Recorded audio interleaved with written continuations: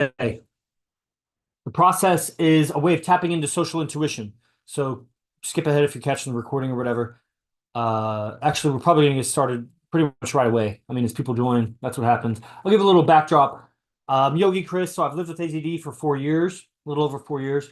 I studied with AZD for about 9 years or so, 9.5 years. And it's been such a journey. I used to do a lot of psychedelics before I met AZD. Did a few times after I met AZD, but lately none. And and lately, I mean like the last several years. But it's definitely tapped into that psychedelic experience. It's a trip to be able to command your imagination to, I don't even want to say manifesting. It makes it sound so flowery. Just change your state of mind so that your delivery changes, what you talk about changes, like everything changes. Your body language changes. Like when you get control of your imagination, and your imagination is coming out in all kinds of weird ways, like worries and doubts, and pretty much everything you think about, you're imagining. Like that's what imagination is. And you're just not in control of it. Like it's your engine, your machine is thinking on its own. You're not really thinking. It's thinking you basically.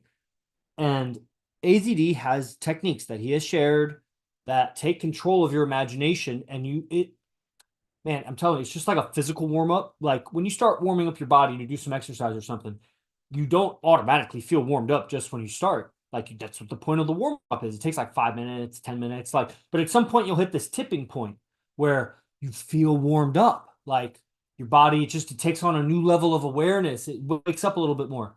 At the top levels for like really star athletes, their warm up looks like a whole workout in itself. For 45 minutes, they're like watch an NBA player or anybody, an Olympian or anything, prepare to compete. Their warm up might as well be a full workout for a regular person, even beyond. They're pushing hard. And then they cool down a little bit, but then they're warm. And it's like that when you're at the top of the world in your social dynamics. AZD is #1 on the planet. And so we're his training team, we're his wingmen.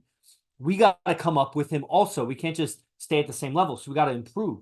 And part of that was learning to change your state of being so that you are ready.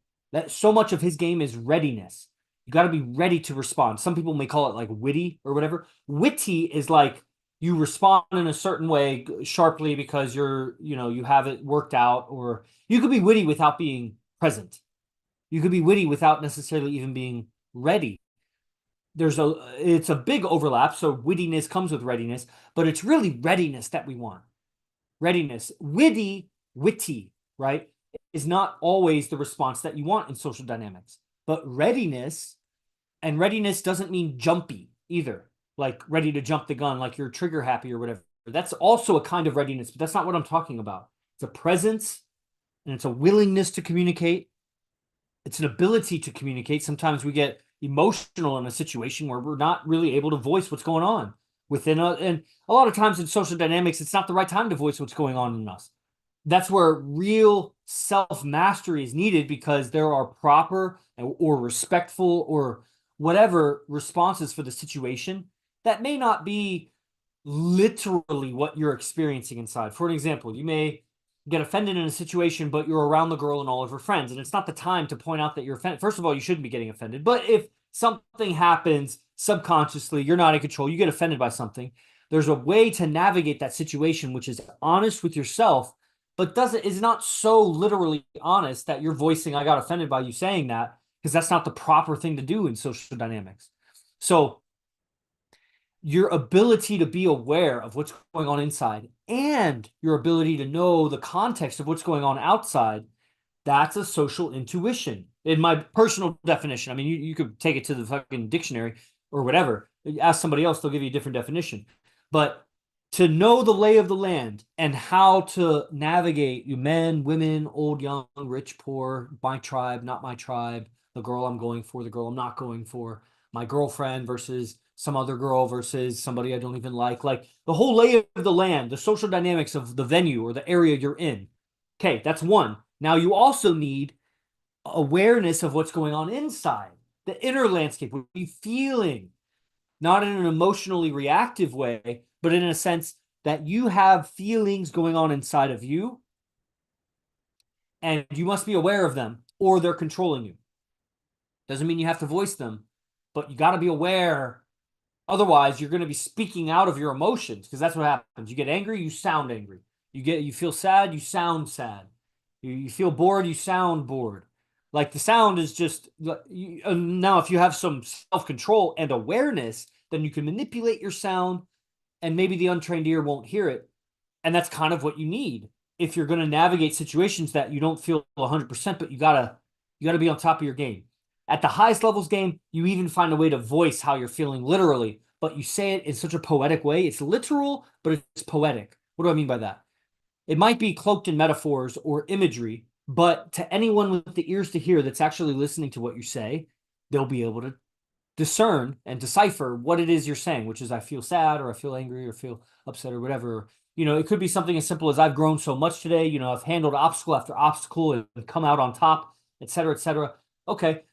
You may be feeling good about it, and that doesn't lie. But you also, anybody listening might hear, oh man, that must have been frustrating. You overcame a lot of frustrations.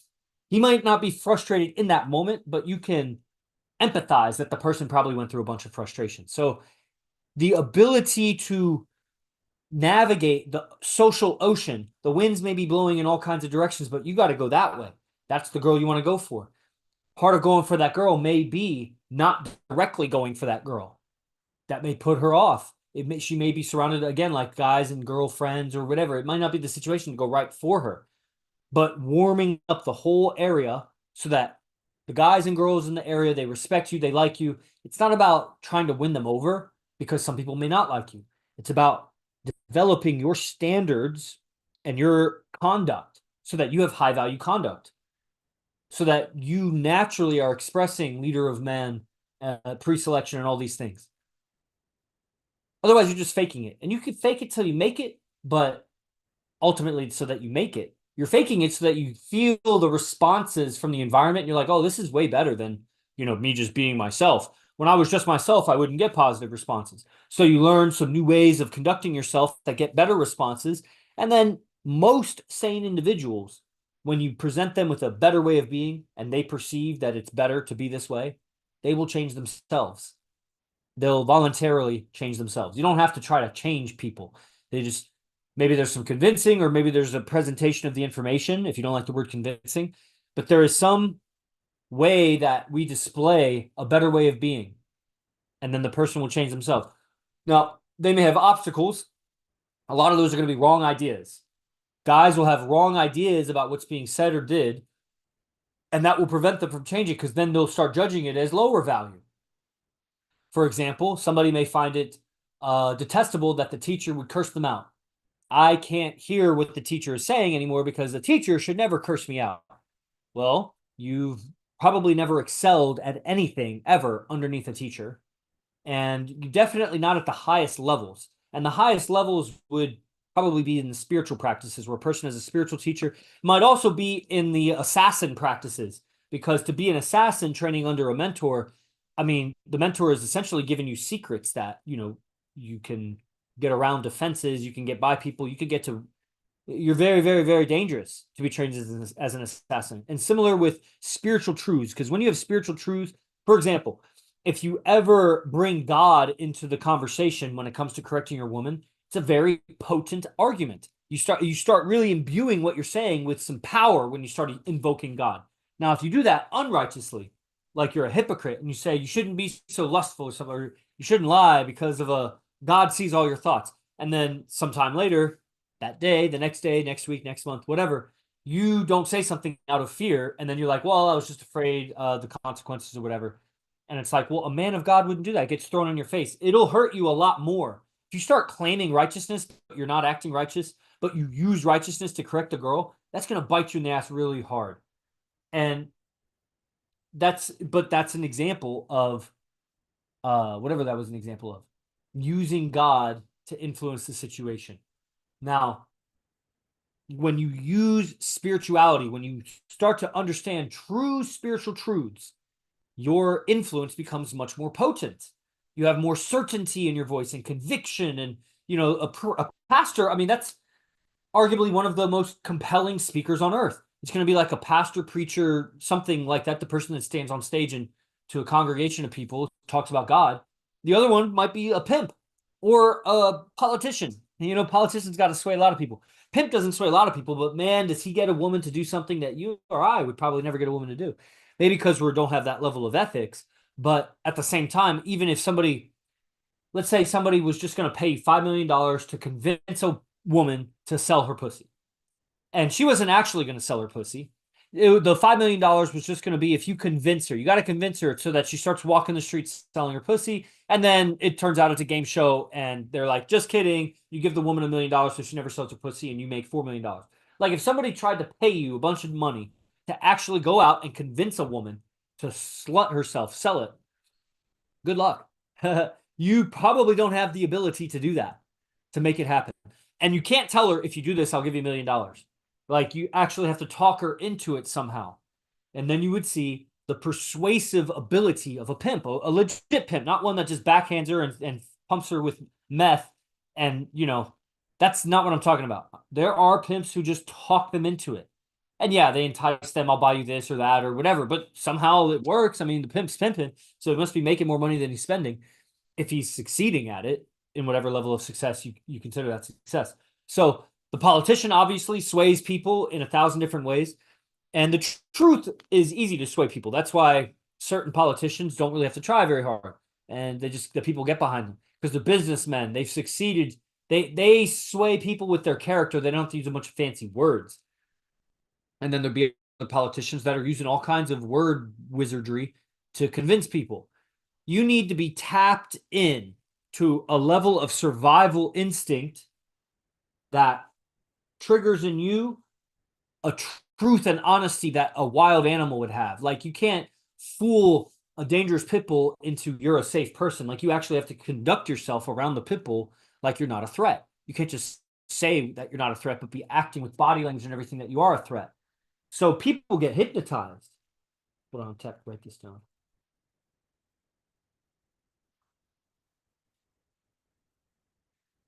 People are hypnotized in the social dynamic. They're hypnotized by value. They're hypnotized by beauty, which is a kind of value. They get hypnotized by all the loud sounds and the rhythmic movements if they're bobbing their head to the music or whatever. Let me close this more. It's glary. There. Still kind of dark, but you guys see. So to tap into a survival value, because I don't know the last time I heard or saw of an animal being hypnotized, especially a wild animal. You know, I guess there's an example of like a shark where they rub its belly or something and it kind of rolls over, falls asleep. Okay, I guess, you know, there's a nerve reflex there. But as far as like talking to an animal and talking it into like kind of going into a trance, you know, where you can insert suggestions where it's like every time I touch my shirt, you sit. And then that would be a cool experiment. Maybe at some point in the future, like dogs will learn enough language that we can do that. But basically, the animal isn't going to understand language like that. You can't insert a command into an animal's brain so that later when you touch your tie, the dog sits down. I don't think they understand language that well. But people get hypnotized. They get hypnotized by weird conversations. They get hypnotized throughout their day. Like you're just living your day, you get hypnotized by just the repetitiveness of what you're doing. You go unconscious. And that happens out in the social venue. Put a pretty girl in front of you, but Jesus, let her give you some indications of interest where she likes you or whatever, and you just go into a trance. You got to be able to snap out and tap into the survival instinct that would be a tiger, a lion, a wolf, a bear, a shark, a beast of some sort, an elephant, even if it's an ant or something like that. There's some impulse for survival at a deep level that supersedes or it undercuts somehow the trance. Society trances you. Your day job trances you. The music or the things on TV that it trances you. Like staying conscious and aware is the game that we play. Because if you learn any kind of game but you're not present, then you're really just fooling people into your survival value. Because a person in a trance is not survival value. You know? A trance person is a liability.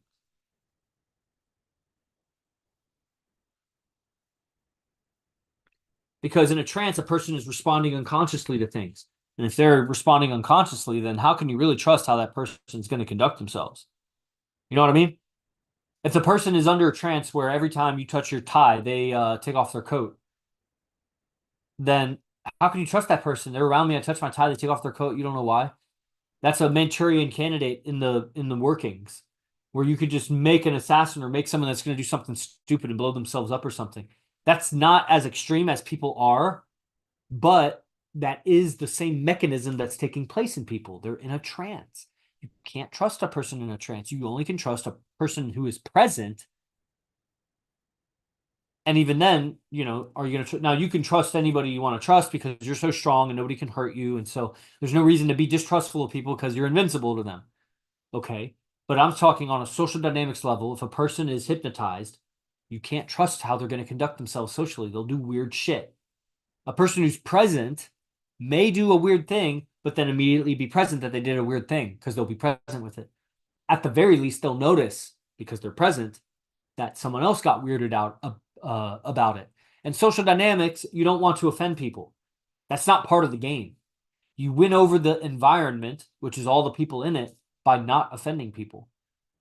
Now, maybe you offend one or two people along the way. So hopefully you've built up value in so many people around in the venue that one or two people, maybe they get offended by everything. Maybe the people that work there are like, that person gets offended by everything. But if you only interact with a couple people in a venue and you offend one or two of them, you're out. The other people in the venue aren't going to give you a chance.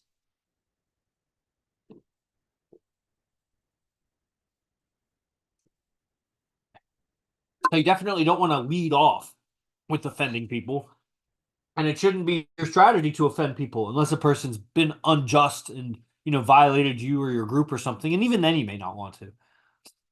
There will be some threshold where it's like you got to get the person back because otherwise socially you're weak. And that would harm your group more than not. People will put you in situations where they test your authority and power. And if you don't respond, then more problems are coming. More tests are coming. It's essentially the bully syndrome. If somebody's bullying you, you got to handle that. It doesn't mean get offended. It just means handle it. And how you handle it, there's going to be any number of different ways you can do it depending on what they say and do. But the way to handle anything is tapping into your social intuition, which also means tapping into your survival instinct and your social awareness. Your survival instinct is that thing that will not let you lose. You will keep overcoming over and over and over again, no matter what. If you don't have that survival instinct, you have the opposite. You have the succumbing instinct. Then everything that happens, you get offended by and you find a reason to close off and withdraw from it. That's the opposite of survival instinct. So how do you tap into your survival instinct? Well, these are some of the things that I'll be sharing in 2 days. I'm giving a lecture on the tap-in process, AZD's tap-in process, and how I use it also tapping in with business. I'm the most successful businessman in IMC Nation. As far as IMC business is concerned, there are more successful businessmen, but they're doing other business. Arguably, I'm more successful because I'm doing exactly what I want to do. For example, they may be doing what they want to do, but they're not doing IMC business. They got to make money doing something else so that they can come here and afford IMC business. They afford IMC offerings or the AZD's teachings and whatnot. I afford AZD's teachings by selling AZD's teachings. By distributing AZD teachings, I get myself AZD teachings. I'm fully aligned. My business, my money comes in to afford more of what I'm selling, to sell it to afford more of what I'm selling. So other people, they got to make their money outside, come here and spend it. I make my money inside and spend it here. So my money is recirculating inside. And until I'm overtaken, I'm the best at that next to AZD. So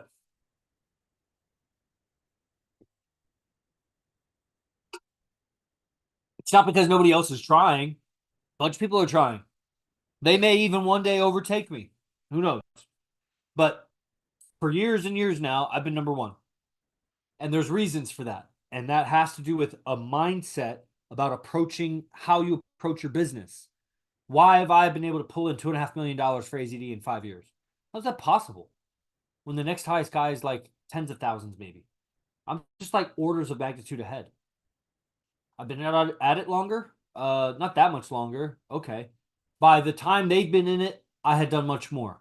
Yeah, but you got all the low-hanging fruit.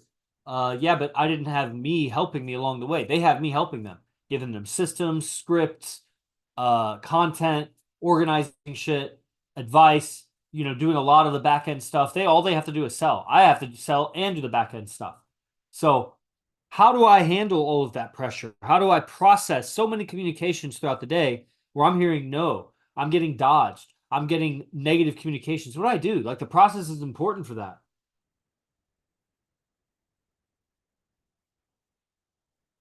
You know, having techniques to change your state of mind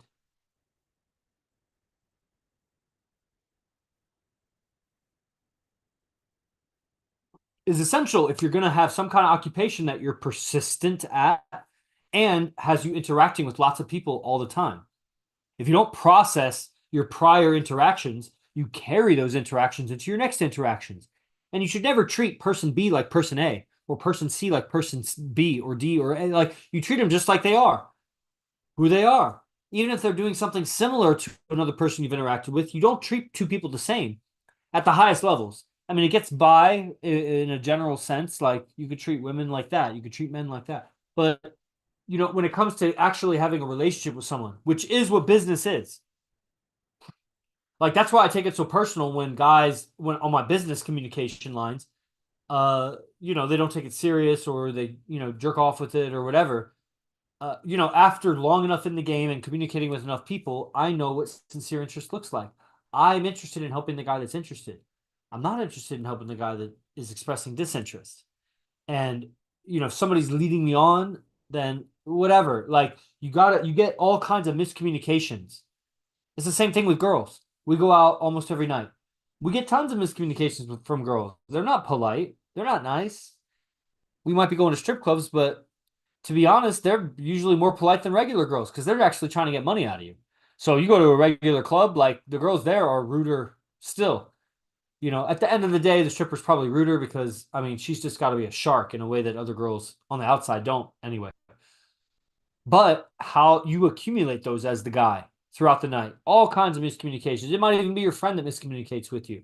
Like, at the end of the day, if you just go to sleep with all that miscommunication in you, it'll fuck you up. It'll fuck up your sleep. Knowing many things, knowing how to process that miscommunication, that's part of the process. That's the lecture I'm giving in 2 days under AZD's guidance. How to navigate the situation when it's happening, getting in state. You must be in state to handle the situation.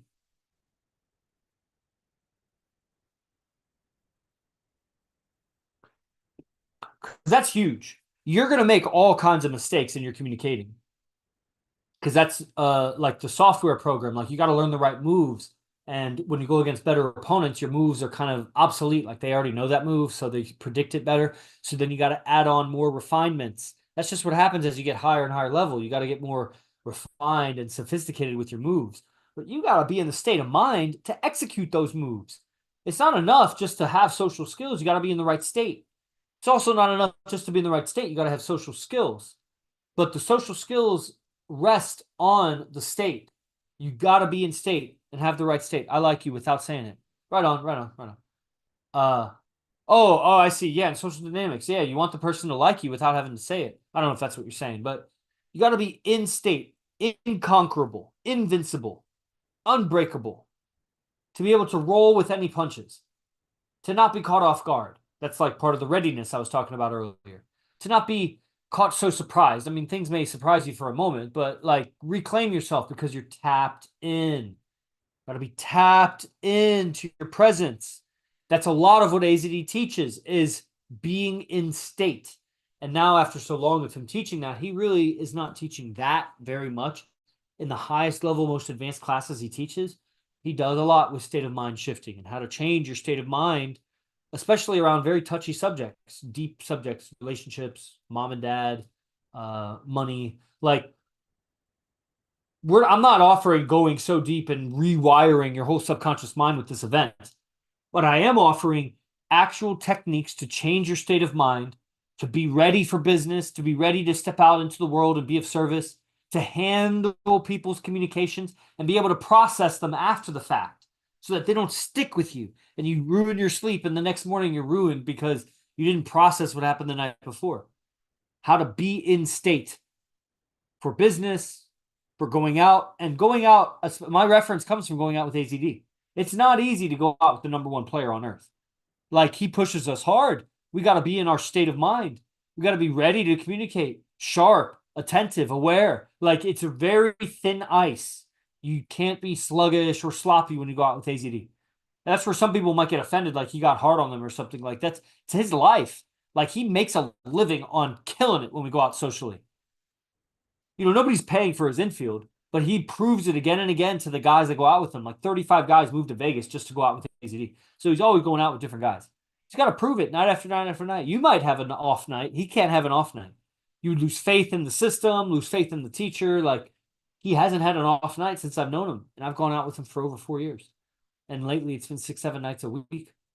Like the last 2 months, it's been that frequent. That's frequent, man. That's a lot of time to spend going out. There's a lot of commuting to and from. Like, he's clearly mastered his state of mind. I just saw him go through this illness, basically a spider bite, that really fucked him up. I mean, he was eating his skin. He had like a horrible fever, nauseous, sweating.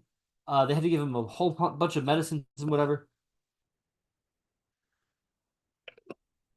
You know, his state of mind, he was still so in control. He was still, you know, charming with the medical staff. You know, he's still present with, except for when he's like convulsing and throwing up. Like, he's tapped in, man. Tapped in. Still held down his relationships. You know, a lot of people, a lot of guys, when they get ill and they tell their girl that they're ill or whatever, the girl actually loses attraction. You know, so how to handle your illness in a way that, well, anyway, the tap in process, changing your state of mind. It's everything, man. It does have to do with controlling your inner dialogue or imposing your inner dialogue. You may not be able to always change what you're saying to yourself, but you can change what you're saying to yourself. So what do I mean by that? Let me write this down.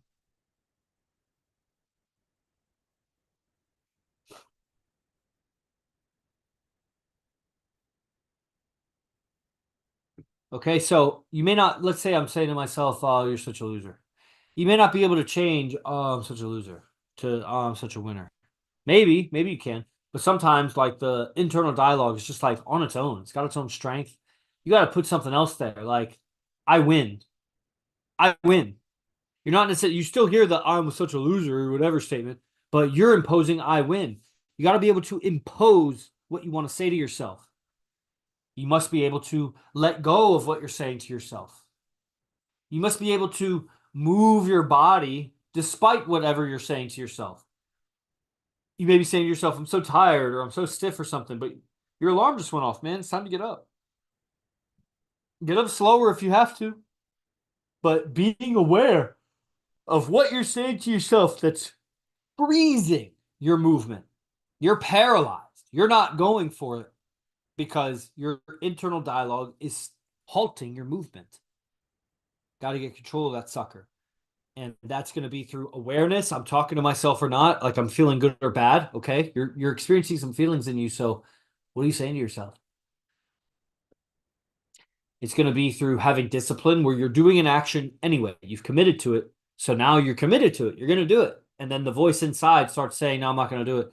Well, that voice may not have ever come up if you hadn't made the decision to go and do that activity. I'm going to take a cold shower. You go to take the cold shower and a voice comes up, man, I don't want to take a cold shower.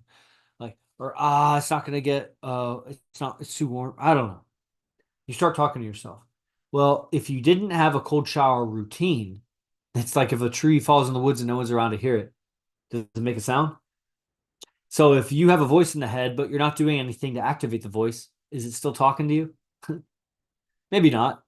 But having discipline, something you have prior decided, I'm going to do this. I'll wake at 7. I'll go to the gym at 10. I'll eat this food tomorrow, today, whatever.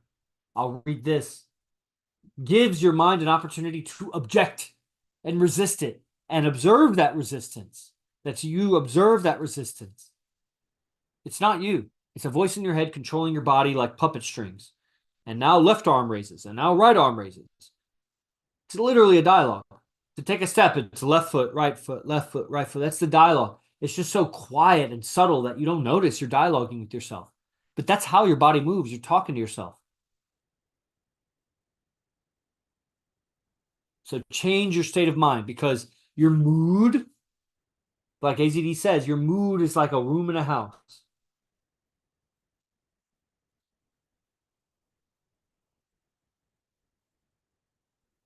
And when you're in a similar mood or a state of mind, you'll access memories and other information that you learned in that state of mind.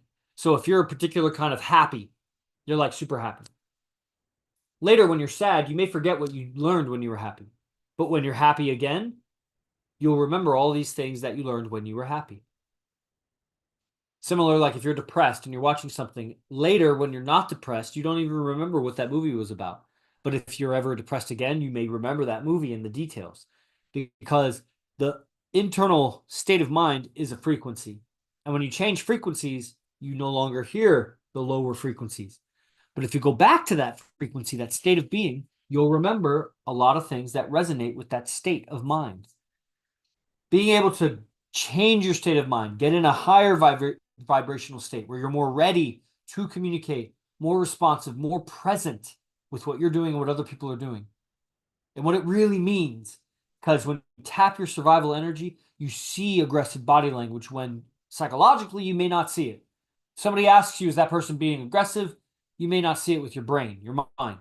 But if you tap in with your body, it may be obvious that person's being aggressive. Your mind and heart are at odds with each other. And tapping in is a connection. Tapping in is the process of imagination, movement, sound, voice, to change your state of mind.